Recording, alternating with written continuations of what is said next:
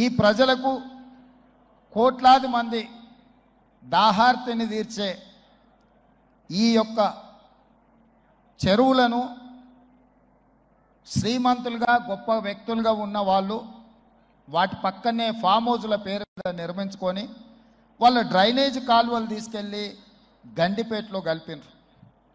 నేను ఇక్కడ వేదిక మీద ఉన్న పెద్దలతో పాటు ఇక్కడ వచ్చిన భక్తులను నేను ఒకటే మాట అడగదలుచుకున్నా. ఇవాళ వాళ్ళ విలాసవంతమైన జీవితం కోసం నిర్మించుకున్న ఫామ్ హౌజుల నుంచి వచ్చే డ్రైనేజ్ గండిపేటలో హిమాయత్ సాగర్ తాగునీటిలో కలిపితే ఆ నీళ్లు హైదరాబాదు నగరానికి తాగడానికి సరఫరా చేస్తుంటే వాళ్ళు నిర్మించిన అక్రమ నిర్మాణాలను వదిలేస్తే ఇక నేను ప్రజాప్రతినిధిగా విఫలమైనట్ట కాదా మీరు ఒక్కసారి ఆలోచన చేయండి. అందుకే ఒత్తిడి వచ్చినా మిత్రులకు ఫామ్ హౌజులు ఉన్నా ఏవి వదలకుండా హైడ్రా అనే ఒక సంస్థను ఏర్పాటు చేసి తెలియకుంటేనే ప్రజాప్రతినిధులం కొన్ని మన దినచర్యల్లో భాగంగా కొన్ని తప్పిదాలు చేస్తుంటాం. తప్పులు తెలవకుంటేనే కొన్ని తప్పులు జరిగిపోతుంటాయి. మరి ఆ ఖాతాను సవరించుకోవడానికి ఆ బ్యాలెన్స్ షీట్ను సవరించుకోవడానికి తెలిసి కొన్ని మంచి పనులు చేయాలని నేను ప్రగాఢంగా విశ్వసిస్తున్నా, నమ్ముతున్నా.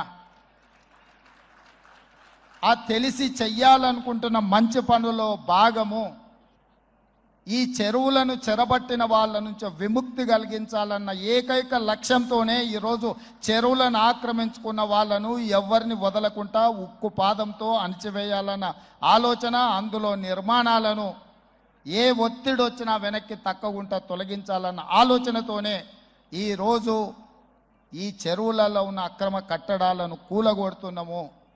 దీనికి స్ఫూర్తి భగవద్గీత అనే కురుక్షేత్ర యుద్ధ సందర్భంలో అర్జునుడు ఆయుధాలను కింద పడేసి రాజ్యం కోసం భీష్మ పితామహుడు, అదేవిధంగా కర్ణుడు, దుర్యోధనుడు, దుశ్శాసనుడు, నా సహోదరులందరూ ఆ పక్కన నించుంటే రాజ్యం కోసం వాళ్ళందరినీ సంహరించడం, వాళ్ళని సంహరించి రాజ్యాన్ని సాధించుకోవడం ద్వారా ఏమి ఉంటుంది, ఏం మనశ్శాంతి వస్తుంది అని చెప్పి అర్జునుడు యుద్ధతంత్రం నుంచి తప్పుకుంటా అన్నప్పుడు శ్రీకృష్ణ భగవానుడు బోధించిందే భగవద్గీత.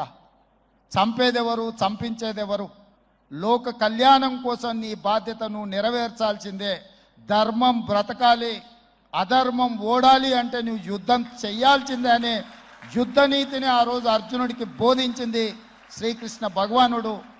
ఇవాళ ఆ శ్రీకృష్ణ భగవానుడి బోధనానుసారమే ఈరోజు ఈ చెరువులను కాపాడే కార్యక్రమాన్ని నేను తీసుకుంటున్నా. నాకు తెలుసు ఈ చెరువులలో నిర్మాణమైన విలాసవంతమైన ఫామ్ హౌజులు ప్రభుత్వాన్ని ప్రభావితం చేయగలిగిన స్థానాలలో ఉన్న చాలామంది వ్యక్తులు ఉన్నారు.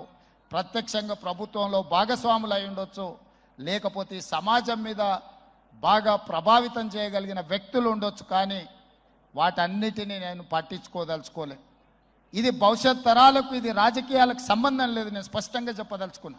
రాజకీయాల కోసమో లేకపోతే రాజకీయ నాయకులను కొంతమందిని దృష్టిలో పెట్టుకొని చేపడుతున్న కార్యక్రమం కాదు ఇది. భవిష్యత్ తరాలకు, మన పిల్లలకు, వాళ్ళ పిల్లలకు వారసత్వంగా మనం అందించే సంపద ఈ సరస్సులు, ఈ నదులు, లేకపోతే ఈ రోజున్న ఈ చెరువులు.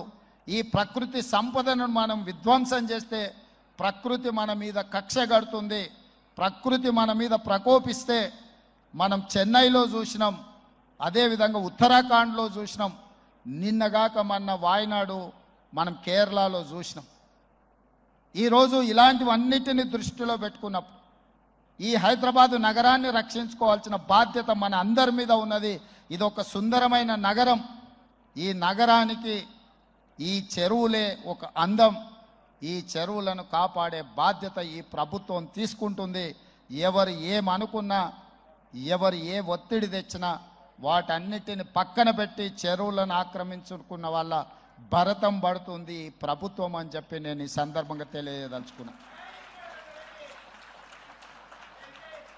ఆనాడు కురుక్షేత్రంలో ధర్మం వైపు శ్రీకృష్ణుడు, అర్జునుడు నిలబడ్డందుకే ఈరోజు ఆ ధర్మం అనేది కాపాడింది.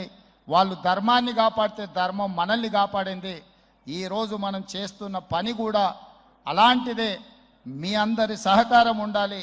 అదేవిధంగా నిర్వాహకులకు ఈరోజు విద్యకు సంబంధించి